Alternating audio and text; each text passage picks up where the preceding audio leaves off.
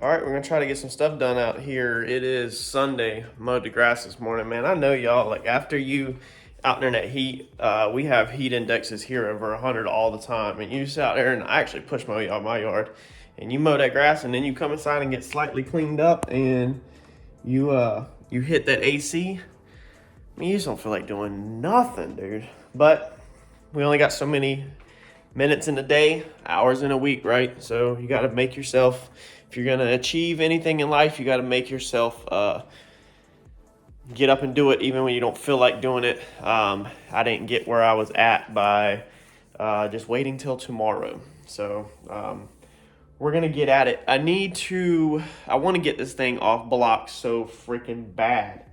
I can't stand this thing being up on blocks because then it just feels like it's such a project. You know, it's just when it's down on the ground, it feels like you've accomplished something, I guess you could say. But I need to today put the yoke in, confirm the measurements on the drive shaft, and then I gotta look at my to-do list, but then I think we actually might be done up on the blocks.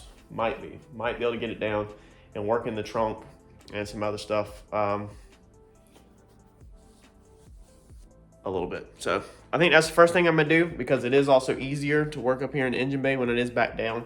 So I think I'm gonna do that. I've buttoned up all of the front, all the water pumps done. Everything underneath there is done that I can recall. I'm gonna double check the list. So today we've got to get the puke tank ready to go to the shop for Mike tomorrow to weld. So we need to do that.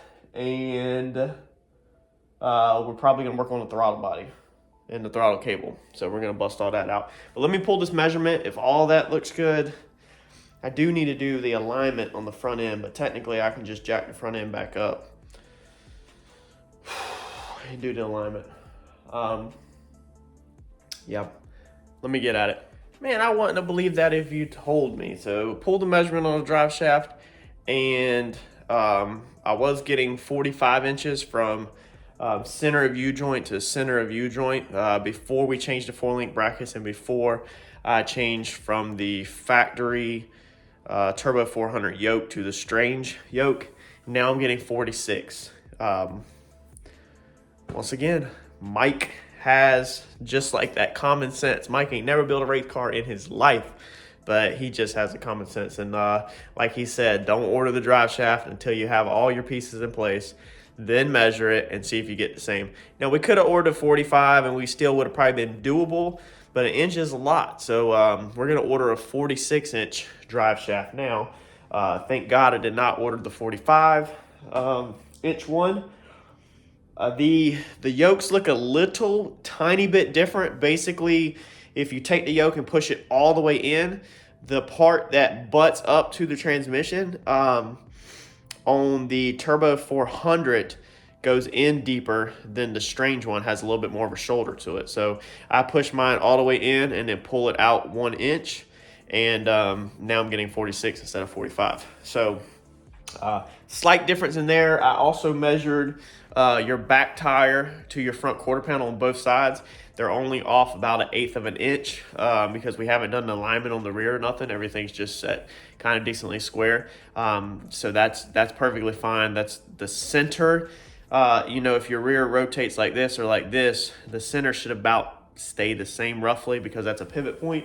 But yeah, so we got the measurement. So 46 inches, drive shaft, we're ordering it. All right, seems like I'm not getting a ton of video this weekend because everything's taking a lot of time to figure out. So first off, this bracket right here for the throttle bodies, waste of money if you're flipping your throttle body. So if you have flipped your throttle body, then what that's gonna do is that's gonna put the bracket down low. I'll show you. So what that does is with normally when this throttle body is flipped over here, that puts the bracket up top. But then when you flip it, that's gonna cram the bracket down into here where it's just not gonna fit and be good. And yes, I know I have to cap that. I still have not taken care of that. So what I have done is come in here and build this bracket. Now I have not cleaned it up. I'm just trying to get everything laid out. But this bolts to the top of the intake, and then we've welded a washer down there for the throttle cable. And then we are gonna come in here, and what I'll have Mike do when it goes to the shop is we'll take these little rods and then we'll weld a washer on that side basically where it bolts in the top of the intake, and then we'll weld all around that and then cut this excess off to fill in that hole like that. And then we'll do the same down there, is we will come through that hole down there and it will come up at a 45 to brace it back. So it will have rods running back to brace it, and this thing will be completely sturdy where it don't have no movement once we take care of that.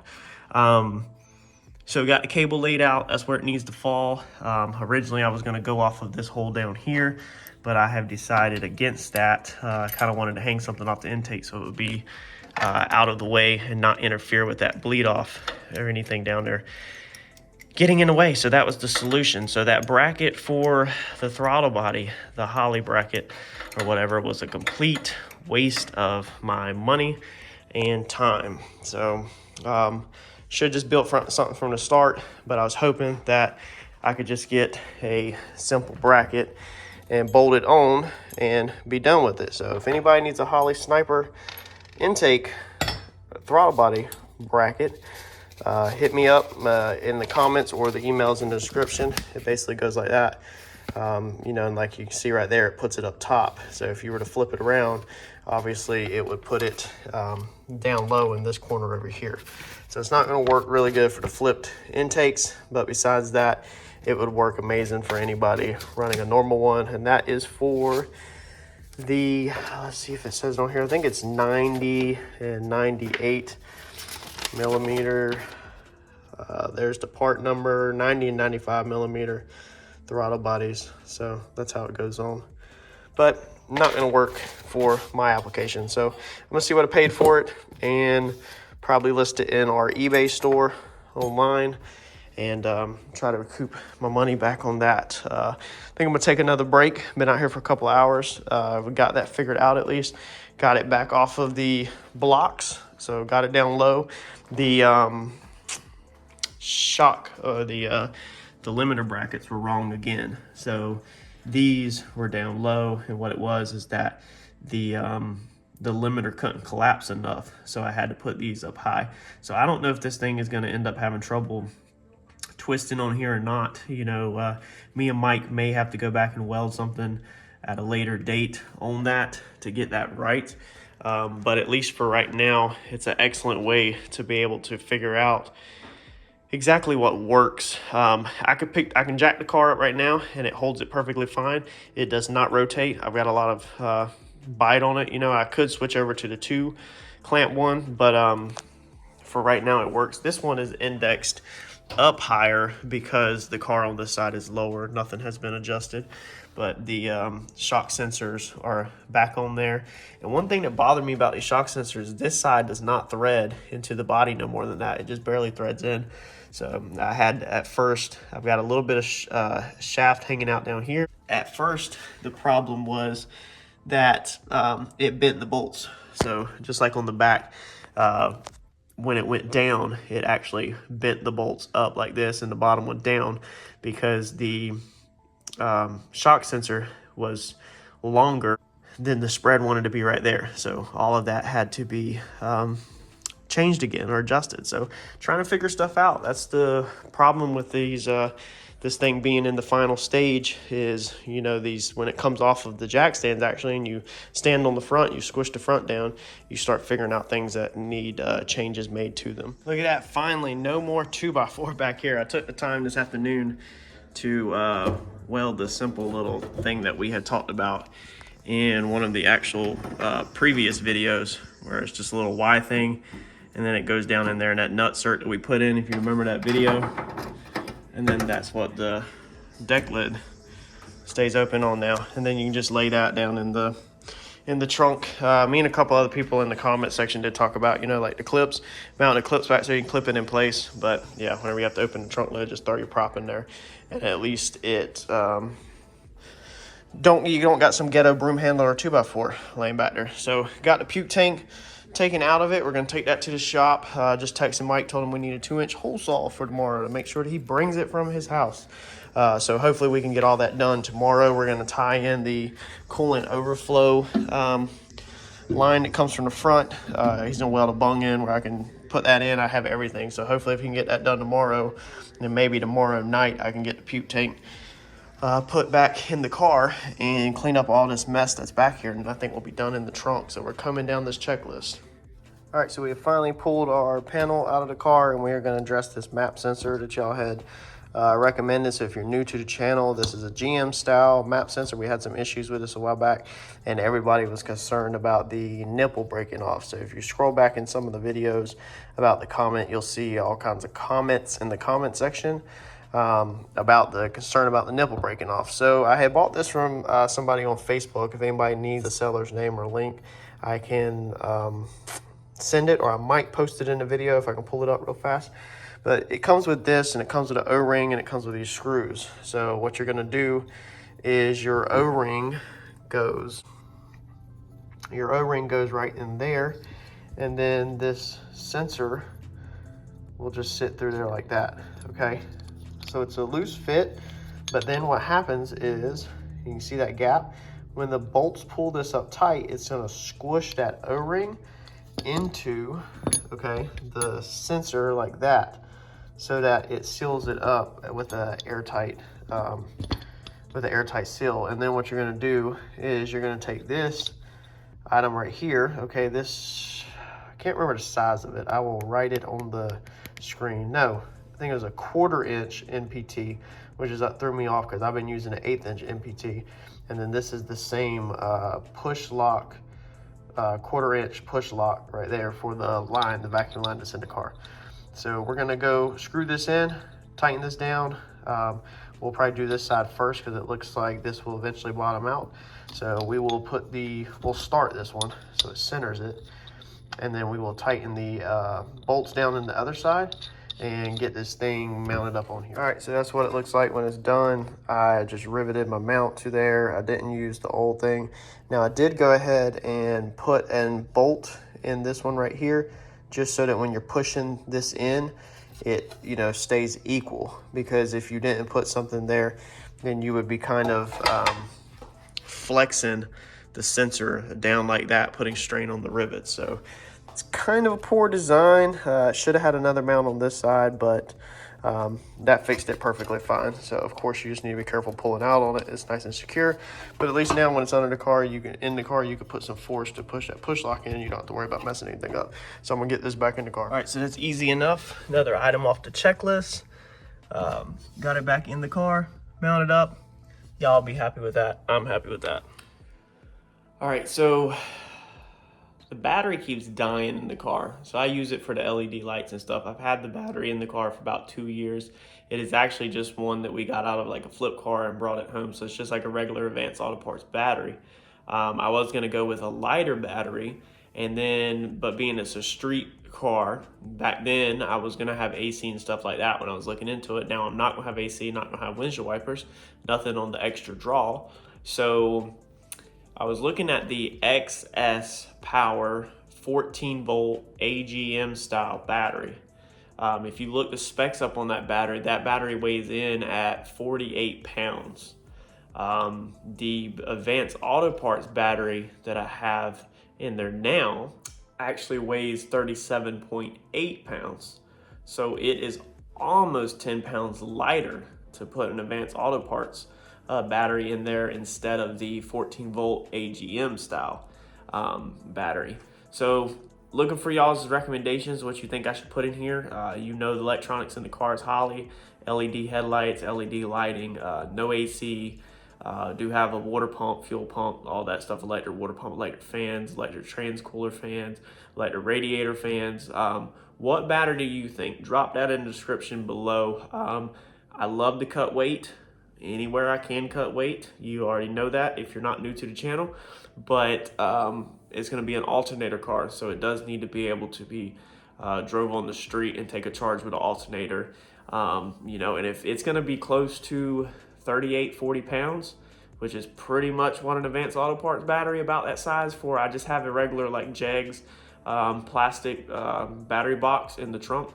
So if it's going to be close to that in weight, I'm not spending a bunch of money on some performance battery, you know, that's going to weigh the same and just cost 2 or 3 times. So I think this battery is just probably seen its better days, which I never intended to actually run the car off of this battery. I only intended to kind of do mock-up and stuff like that off of the battery. So with that said, I think that's going to basically be a wrap on this. The pedal situation, I looked at the pedals some more underneath the car, and I really think I'm going to order something. I'm just not feeling doing the what I have. So I looked it up, and there's actually quite a few different throttle pedals exactly like I have. So it's that style is very common.